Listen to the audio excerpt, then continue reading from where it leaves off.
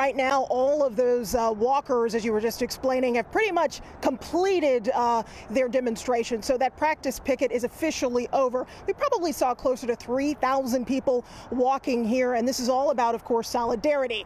Remember, we've been talking about both sides of this. On the company side, across the globe, it's going to cost $1.2 trillion, $1.2 trillion for automakers to electrify by 2030. That is a cost to these companies. But then on the other side, you have many union members who are concerned about the fact that they haven't seen the kind of pay increases to keep up with inflation, or have the kind of cost of living adjustments that should be in line as inflation continues to rise. All of these things, something that the workers here are considering. Now, we just learned that Stellantis just yesterday offered a fifth counterproposal to the UAW. The details unclear at this point, but I did talk to Jody Tenson with Stellantis, and they basically said they're debating and discussing all of the issues that came up in subcommittee. So I want you to hear now what the workers really want and what they want immediately.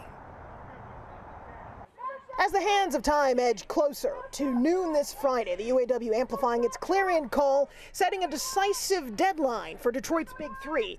The union's ultimatum: progress in the labyrinthine contract negotiations or face an expanded strike currently ensnaring 3 plants.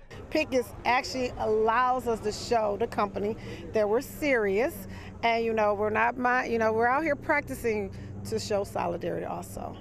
What would you say is your assessment of the negotiation between Fain and the 3 companies? Are you satisfied with what's happening, and do you like the way it's playing out so publicly, or is that, do you think, a drawback? I love what he's doing. I think playing out publicly is the way to go. We have not been transparent as a union in the past, and that's changed under his administration, and that's a good thing.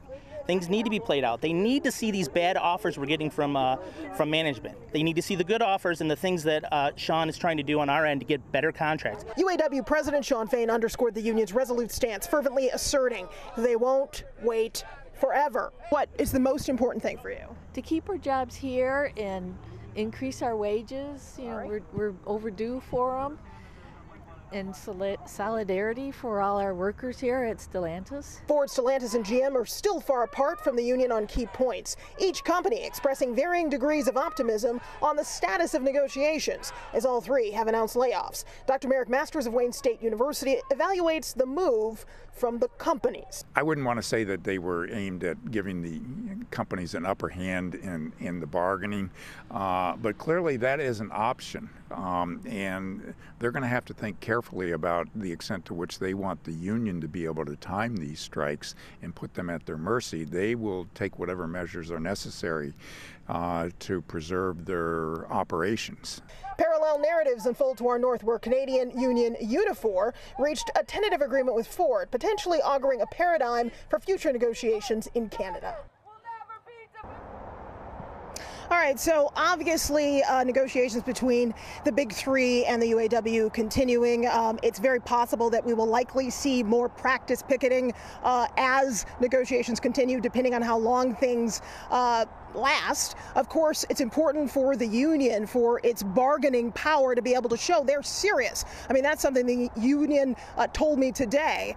The director of Region 1 said, look, being out here demonstrates to all of these companies we are willing at any point, Roop, to walk out if we're not getting what we feel that we deserve. Yeah, and something that they're obviously taking their message right to the streets, and they're hoping everyone who's watching at home will agree. The bottom line is you're going to have to get the Big Three to sit down at a table and say, okay, we're willing to give this much. You wonder what that magic number is, asking for 40+%, Hillary, but then where do they end up expecting to land? That's a good question. Yeah, I think that's a very reasonable question for you to ask. Of course, we're not in these subcommittee meetings, and hearing now what's happening between all 3 and the union, I think something that's very interesting that Dr. Merrick Masters, who follows labor very closely at Wayne State University, indicated is that, a lot of the detail here is something we're not going to be privy to, even though more detail than ever in the history of negotiations is out there for members to see, for company members who are not union to be able to see. But yeah, that is an important part of this. But obviously, neither side is going to want the public to know exactly where they are, but probably the assessment, I think, that is pretty ubiquitous from analysts who are watching this closely. They do believe that all the parties are far apart. And when you have something that's historic here, remember that, this has never happened before, where all three companies are involved in a strike with the UAW. We're just going to have to wait and see what happens here, Rope. Yeah, lots of livelihoods on the line right now, and on that picket line behind you as well. Hillary Golson for us live tonight. Thank you.